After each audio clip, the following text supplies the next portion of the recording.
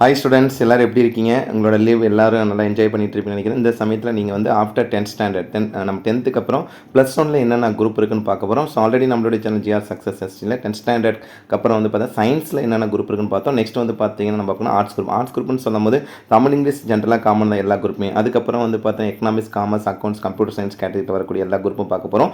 So arts group 1, arts group 2, arts group 3, arts group 4 அப்படின்னு சொல்லி ஜென்ரலாக இருக்கிற எல்லா குரூப்புமே இந்த வீடியோ நம்ம பார்க்க போகிறோம். ஸோ ஆர்ட்ஸ் குரூப் ஸ்டூடெண்ட் நம்ம இப்போ செலக்ட் பண்ணுறவங்களுக்கு இந்த குரூப் ரொம்ப வந்து பார்த்தீங்கன்னா மோஸ்ட் யூஸ்ஃபுல்லாக ஒரு எக்ஸாம்பிள் சொன்னால் குரூப் நம்பர் 1 வந்து Tamil, English, statistics, economics, commerce, accounts வரக்கூடியது.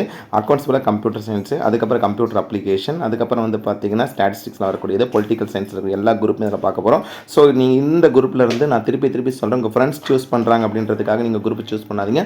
உங்களோட விருப்பம், உங்களோட இன்ட்ரெஸ்ட் என்ன இருக்கோ அதுக்கு தகுந்த குரூப்பை சூஸ் பண்ணிங்க. கட்டாயம் நீங்கள் சூஸ் பண்ணுற குரூப் வச்சு தான் நெக்ஸ்ட் நம்ம வந்து பார்த்தா டிகிரி என்ன எடுத்து படிக்கிறோம்னு சொல்லிட்டு முடியும். ஸோ அதனால் நல்ல குரூப்பாக சூஸ் பண்ணுங்கப்பா. All the best. Okay, thank you, bye.